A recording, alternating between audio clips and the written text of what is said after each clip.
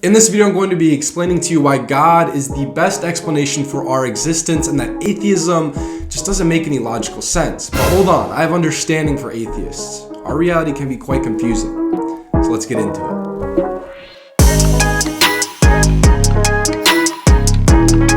I want to hammer down the point before I get into this video that our existence is very strange. The fact that we are even alive right now is incredibly lucky.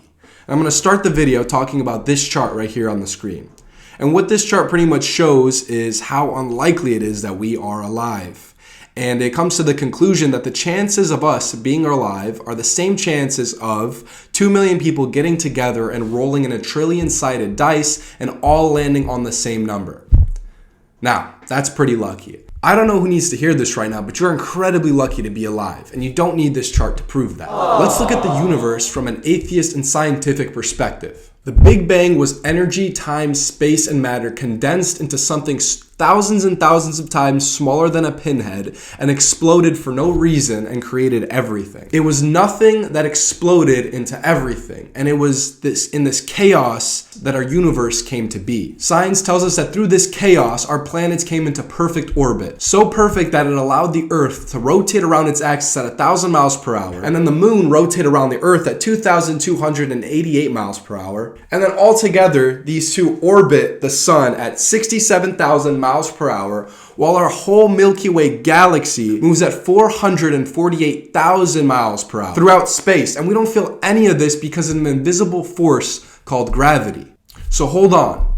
Atheists and science both believe in a invisible force that governs our world. Well, you could say we have some middle ground there. Now, before you say gravity is a fact, I'm here to stress the point that gravity is not a fact, it's a theory. It is the best explanation for why we don't feel any of this movement and don't float out into orbit in outer space. So scientists believe with faith in gravity.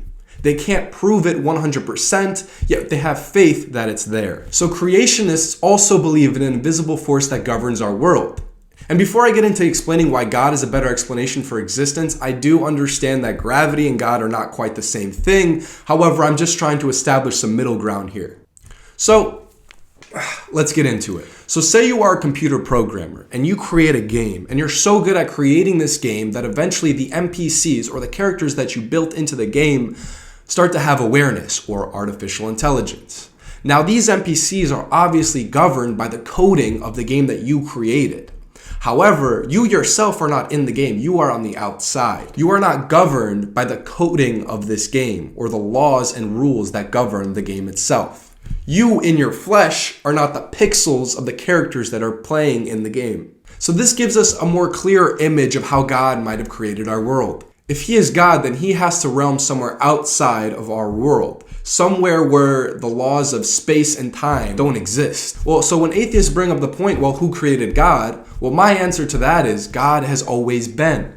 There is no space and time in the realm of God.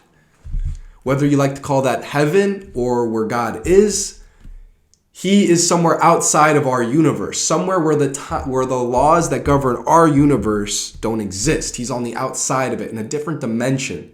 Bruh. And that's obviously a hard concept to grasp, but we don't live where God lives. We live in our own world, in our universe that has its own unique laws that govern it. Let me give you another example. If you're an artist, you are not restrained by your canvas. You can paint and draw whatever you like and throw away your canvas at the end. You are not governed by the laws and rules of that canvas. Now, I'm just speculating here, but since I believe in a God, I know that he is much greater than me and much more powerful, and he can do as he pleases. Who are we, the pot, to tell the potter what he can and can't do? So who are we as human beings, mortals, to explain what God can and can't do? So now that we have that established, let me explain to you why it's more logical to believe in a God. Name one thing that has ever created itself. Nothing can create itself. Everything has a creator. Look around you. Anything you see in your room, wherever you are, has a creator. How can chaos create order? How can something like the explosion of the Big Bang create something so infinitely complex like our human bodies and our solar system and galaxy? For example, you wouldn't tell me that this phone was made by accident. You would tell me that this phone has a creator. How can our bodies and galaxy, like I said, which is infinitely more complex than this phone, happen on accident? But if you told me this phone happened on accident, I'd call you crazy. So it makes logical sense to believe that we have a creator, because everything has a creator.